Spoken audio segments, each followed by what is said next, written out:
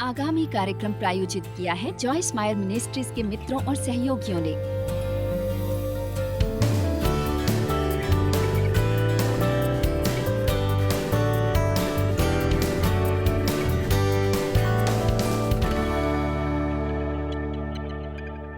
मैंने एक किताब लिखी है, लिविंग करेजियसली। ये एक अद्भुत पुस्तक है जो डर पर कैसे काबू पाएं के बारे में है। पहले अध्याय की शुरुआत में एक पत्र लिखा डर की भावना का और उसे अलविदा कहा। यदि आपको डर को काबू करना है तो पहले निश्चित कीजिए कि आपको डर से छुटकारा पाना है और आपका दृष्टिकोण स्वयं की तरफ ऐसा हो, यहाँ डर नहीं रहता। और एक मसीही के लिए योग्य दृष्टिकोण ये होना चाहिए, मैं नहीं डरूंगा। और दाऊद ने भजन संहिता में बहुत बार कहा है, मैं डरूंगा नहीं। मनुष्य मेरा क्या कर सकता है? अगर यहोवा मेरे साथ है तो मेरे विरोध में कौन हो सकता है? और मुझे ये बहुत पसंद है, मैं डरूंगा नहीं। बेशक वो ये नहीं कह रहा था मुझे डर नहीं लगता, वो ये निर्णय ले रहा था कि वो डर को अपने जीवन पर शासन नहीं करने देगा। और मैं सोचती हूँ कि पहला काम हम सबको यही करना चाहिए। कभी कभी कोई ऐसी चीज जो आपके जीवन में आपको लंबे समय तक परेशान करती है, आप इसे पसंद नहीं करते, लेकिन इतने लंबे समय के बाद आप इसे अपना लेते हैं और सोचते हैं जीवन ऐसा ही चलने वाला है, और आपको ये विश्वास नहीं होता कि जीवन अन्य तरीके से भी जिया जा सकता है। आप जानते हैं, मेरे बचपन में मेरे पिता ने मेरा शोषण किया बहुत सालों तक, इसलिए मेरे जीवन में डर ने जड़ पकड़ ली। मेरे पिता बहुत गुस्सैल आदमी थे, शराब पीते थे, गुस्से में घर आते मेरी माँ को मारते पीटते।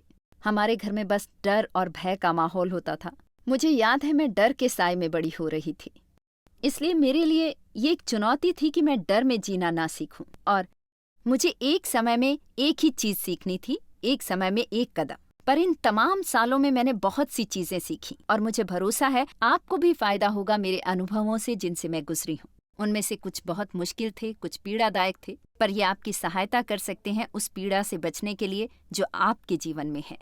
अगर आप ये कहना सीख लें, मैं डरूंगा नहीं। परमेश्वर ने हमें डर की आत्मा नहीं दी है। डर परमेश्वर से नहीं है। परमेश्वर ने हमें दी है शक्ति और प्रेम की भावना और एक स्वस्थ मस्तिष्क।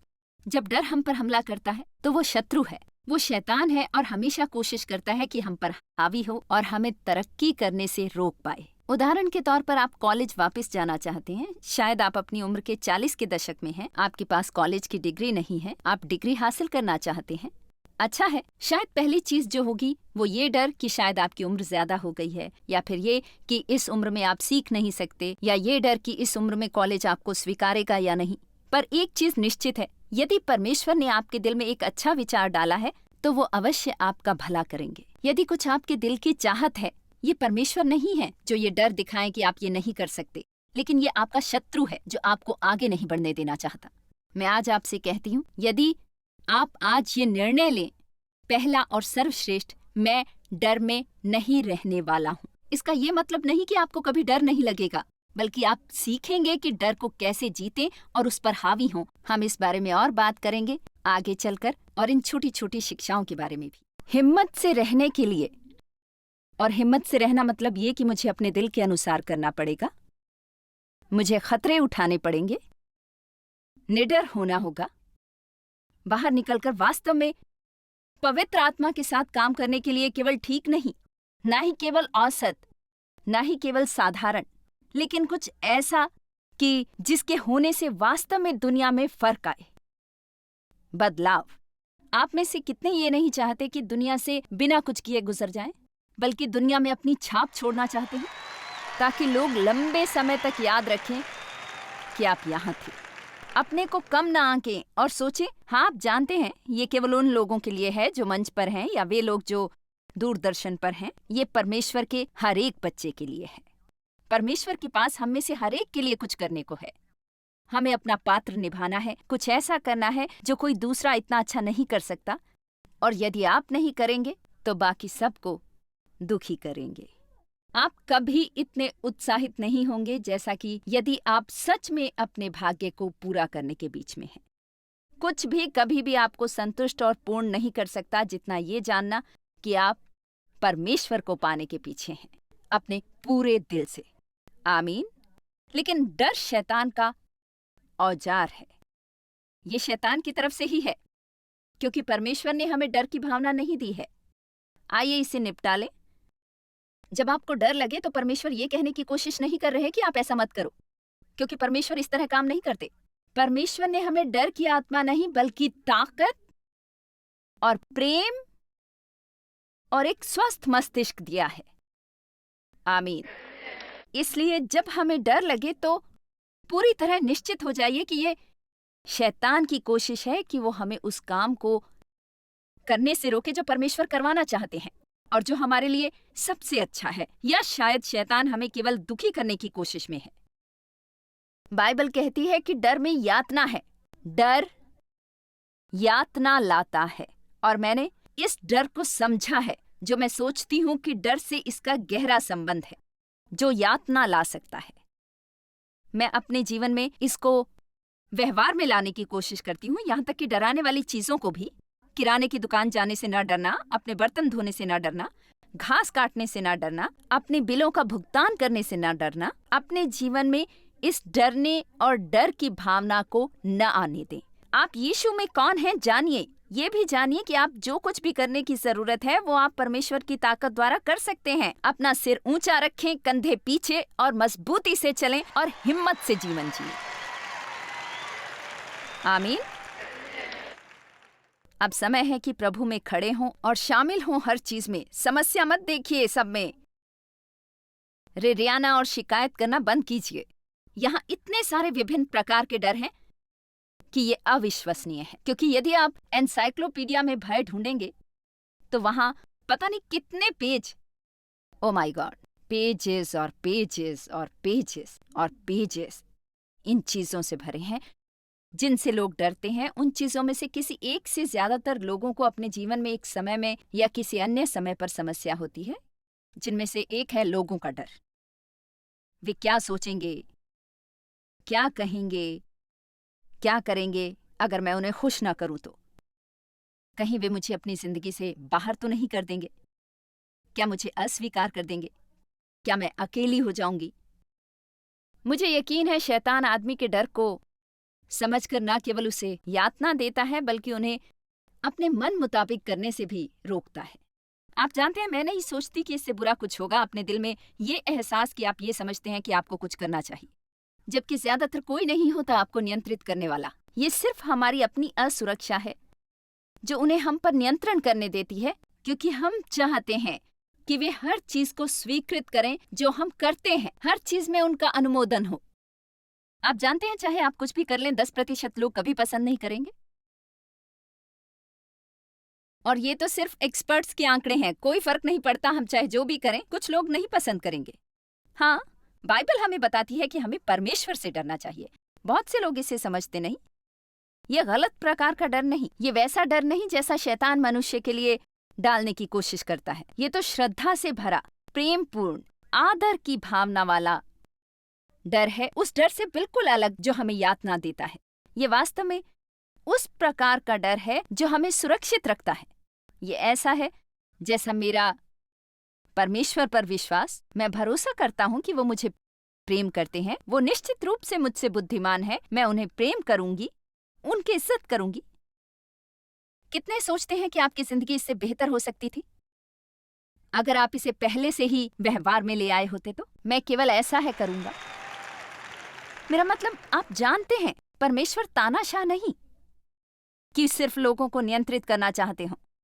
हर चीज जो परमेश्वर हमें बताते या कहते हैं करने या न करने के लिए, वो हमारे फायदे के लिए है। वो उससे बेहतर महसूस नहीं करते कि सब उनका पालन कर रहे हैं। यीशु ने कहा, मैं ही मार्ग, सत्य और जीवन हूं। वही मार्ग है। चीजों को उसी तरह करो जैसे यीशु ने किया।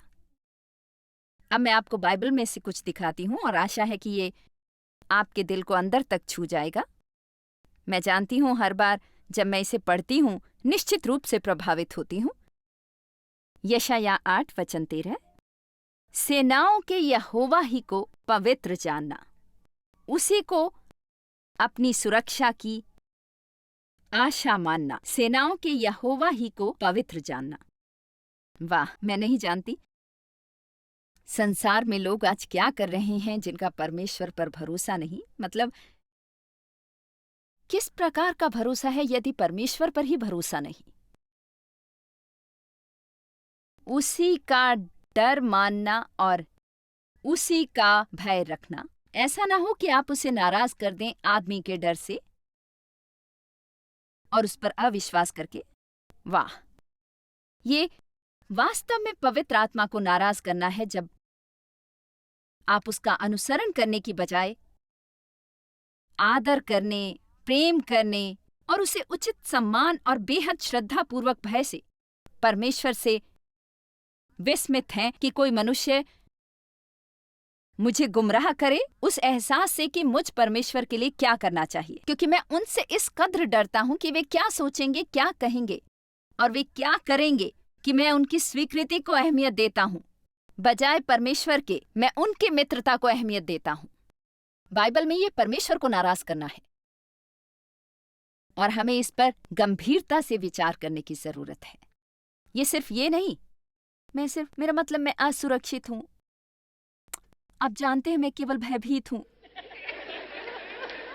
मैं अकेले नहीं होना चाहती, मैं बस अकेले नहीं रह सकती, मैं अपने मित्रों को नहीं खोना चाहती।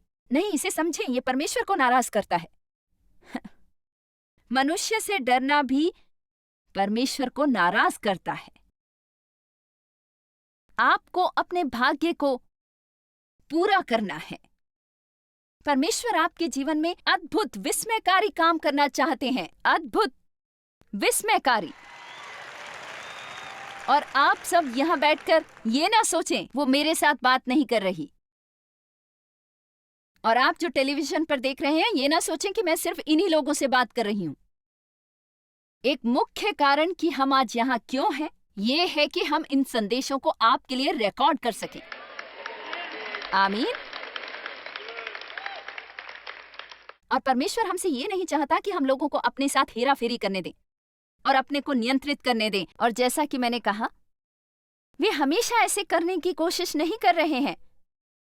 अगर आप सच में असुरक्षित हैं तो आप किसी ऐसे व्यक्ति से मिल सकते हैं जो मजबूत व्यक्तित्व वाला हो, और अगर आप स्वयं के लिए निर्णय नहीं लेंगे तो वे आपको धकेलेंगे हर तरफ से। यदि आप नहीं जानते आप क्या करना चाहते हैं, मुझे आपको बताने में खुशी होगी कि हम क्या करने वाले हैं। यदि आपकी कोई योजना नहीं तो मुझे खुशी होगी कि आप मेरी योजना का पालन करें। मैं तो केवल एक प्रेरणा देने वाली लीडर हूँ, मजबूत व्यक्तित्व वाली। मेरे पास एक दिशा है, उद्देश्य है, और वे लोग जो अपने निर्णय स्वयं नहीं ले सकते और दुर्घटनाग्रस्त हो जाते हैं, इसमें हमेशा दूसरे का ही दोष नहीं होता। आप कहते हैं क्या हम सच में परमेश्वर को नाराज कर सकते हैं? हाँ, इफिसियों की पत्री अध्याय 4 और वचन 30 में बाइबल कहती है, परमेश्वर के पवित्र आत्मा को शोकित मत करो जिससे तुम पर छुटकारे के दिन के लिए छाप दी गई है। अब इनमें वचन 30 के पहले और बाद में खास तौर पर क्रोध, प्रकोप, बहस, निंदा, झगड़ा, इन सब के बारे में कहा गया है जो पवित्र आत्मा को शोकित करते हैं।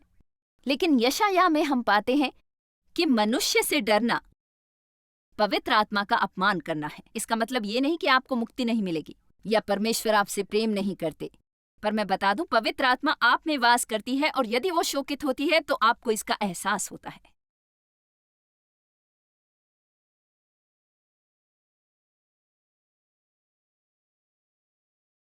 ईसाई होने का मतलब ये नहीं कि आप हफ्ते में 1-2 बार चर्च जाएं और धर्मोपदेशक को बेढंगेपन से वहां देखते रहें। ये ईसाई होना नहीं है। एक ईसाई होने का मतलब है प्रभु आप में वास करते हैं, वो आप में है, और अगर वो दुखी होता है तो आप भी दुखी होंगे, अगर वो उदास है तो आप भी होंगे। इसी तरह अगर वो प्रसन्न है तो आपको उसका एहसास होगा। हमारा परमेश्वर के साथ रिश्ता है मसीह के द्वारा, एक करीबी, घनिष्ठ, यहां तक कि बातचीत वाला व्यक्तिगत रिश्ता। वो हमारा दोस्त है। ईसाई होना केवल कुछ नियमों और कर्तव्यों का पालन करना नहीं, इस आशा में कि स्वर्ग में अपने आध्यात्मिक कैलेंडर पर सही के निशान हासिल कर सकें। ये मसीह के साथ संबंध के बारे में है, परमेश्वर से मसीह के द्वारा।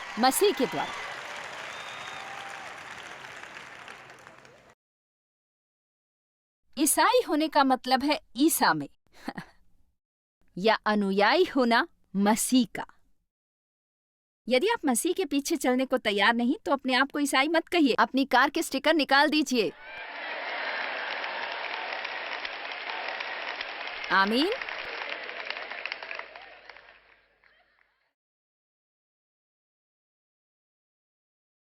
हम अपनी व्यर्थ की ख्याति के लिए चिंतित हैं। लोग क्या सोचेंगे? क्या हो अगर मैं अपने दोस्तों को खो दूं? मैं आपको बता दूं, नकारात्मक होने से मेरा मतलब आपको कुछ बता के डराना नहीं है। यदि आप पूरी तरह यीशु के पीछे चलते हैं तो आपको अपने कुछ दोस्तों को छोड़ना होगा। सच्चाई ये है कि उनमें से बहुतों को छोड़ना होगा।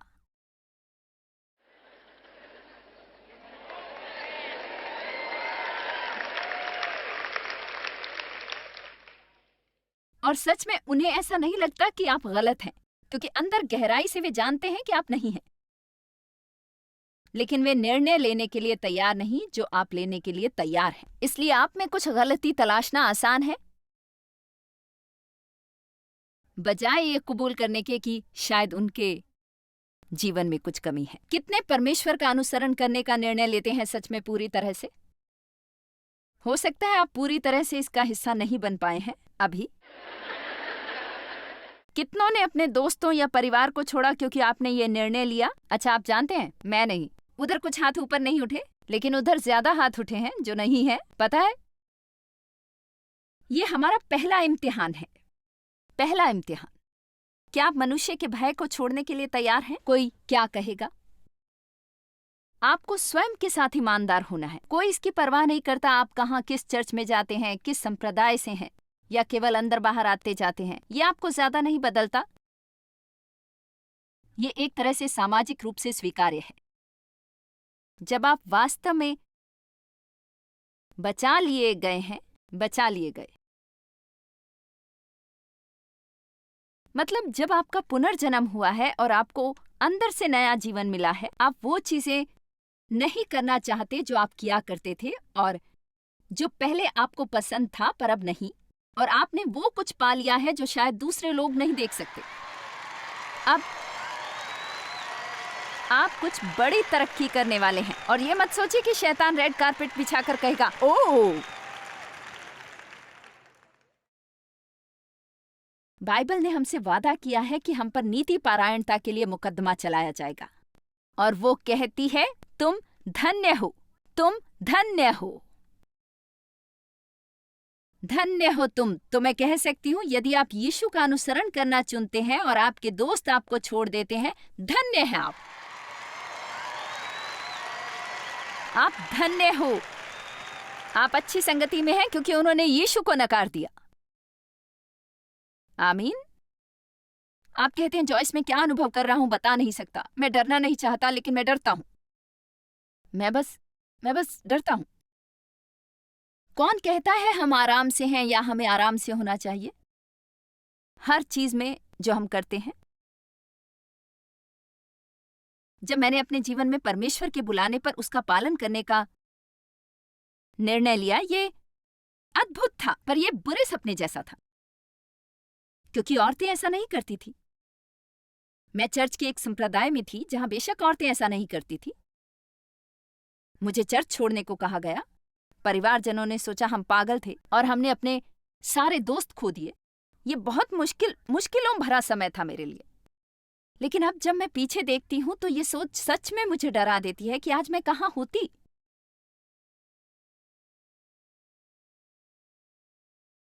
आपसे सच में क्या छूट गया मनुष्य के भय को अपने पर हावी होने देने पर? और शायद भविष्य में भी बहुत कुछ छूट जाएगा अगर आप बदलेंगे नहीं। आप जानते हैं, शायद ये अभी आपके लिए मुश्किल नहीं, शायद हो, शायद ना हो, लेकिन ये सबके लिए एक बड़ा संदेश है, क्योंकि कभी ना कभी आपके जीवन में आप जानेंगे कि परमेश्वर चाहता है कि आप कुछ करें, और वो जिसका आदर और प्रेम और स्वीकृति आप चाहते हैं वो इसके विरुद्ध हो। और आपको इसके लिए निर्णय लेना होगा अपने कार्य के द्वारा। निर्णय लेना हमेशा एहसास नहीं बदलता। आप अभी भी डर महसूस कर सकते हैं, लेकिन आप ऐसा कर सकते हैं भले ही आपको इससे डर लगे। एक चीज जो हमें डर के विषय में समझनी है, आप इस पर विजय पा सकते हैं इसका सामना करके। डर पर विजय पाने का एक ही रास्ता है कि इसका मुकाबला करें। ये कभी वापस नहीं जाएगा जब तक कि आप इसे नर्क में, जहां से ये आया है, वापस ना धकेल दें। और एक ही रास्ता है जिससे आप ये कर सकते हैं। आप आगे बढ़ते जाएं, चाहे शैतान आपको पीछे धकेलने की कोशिश करता रहे। डर एक बुरी आत्मा है और परमेश्वर ने हमें डर की आत्मा नहीं दी है। परमेश्वर ने हमें शक्ति और प्रेम और स्वस्थ मस्तिष्क दिया है। आप अपने नाम को लेकर कितने चिंतित हैं? घर जाइए, अपने से मुलाकात कीजिए। हम दूसरों से हमेशा मिलते हैं। आपका कैलेंडर शायद मीटिंग से भरा पड़ा हो, तो क्यों नहीं कभी खुद से भी मुलाकात करने का समय निकाल लेते? आप हैरान हो जाएंगे कि स्वयं के विषय में क्या पता लगा सकते हैं अगर आप अकेले में एक कमरे में यीशु से मुलाकात करते हैं। मैं अपने नाम को लेकर कितनी चिंतित हूं। हम ऐसी कितनी चीजें करते हैं केवल कुछ लोगों को प्रभावित करने के लिए, जिनका वास्तव में उससे कुछ लेना देना भी नहीं होता है, जो परमेश्वर हमसे करवाना चाहते हैं। आप क्या करते हैं या आपने पहले क्या किया जब लोग सहमत नहीं हुए उस दिशा से जो आपने अपनाई? क्या आपको स्वीकृति की लत लग गई है, बुरी आदत?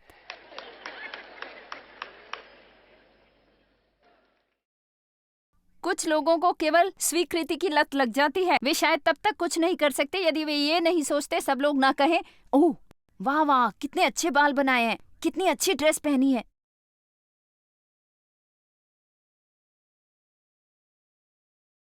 इससे अधिक रोमांचक और क्या हो सकता है कि आप वही हैं जिसे परमेश्वर ने रचा है। तुम हो तुम खुद।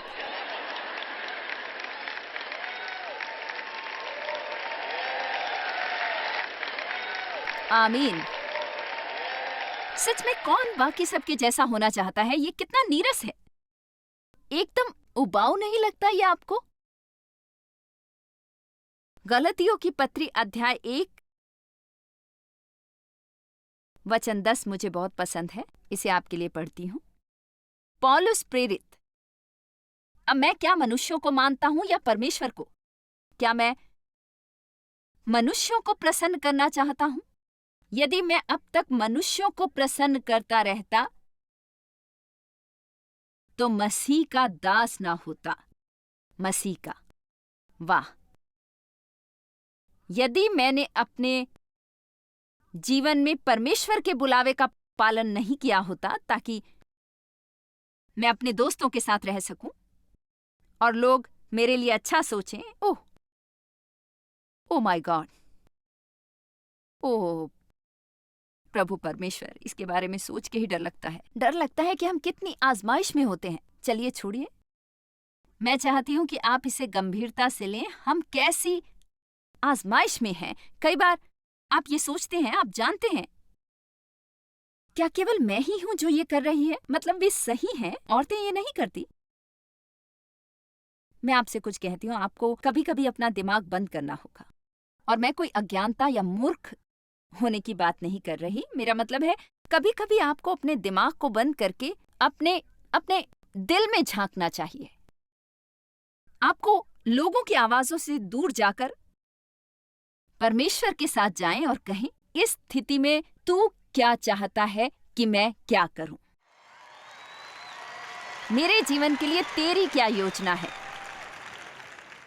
मेरी सहायता कर प्रभु, अगर लोगों को पसंद नहीं कि मैं तेरा अनुसरण करूं। आप परमेश्वर को हर दिन प्रसन्न करना चाहते हैं? क्या आप उसका अनुसरण करते हैं या अन्य लोगों का? मेरा दृढ़ विश्वास है कि जितना हम परमेश्वर को प्रसन्न करने के लिए जीवित रहते हैं उतना ही हम प्रसन्न रहेंगे।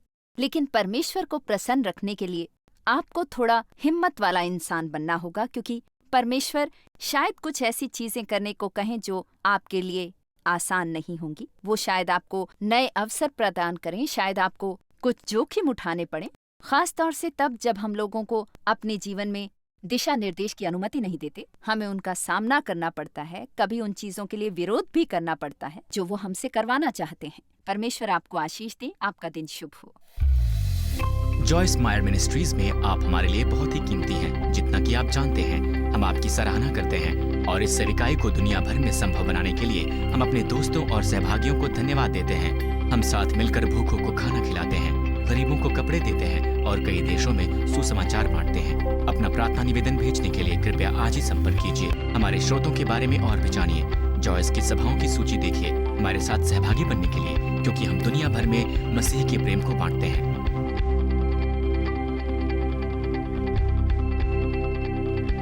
इसका खर्च उठाया है जॉयस मायर मिनिस्ट्रीज के मित्रों और सहयोगियों ने।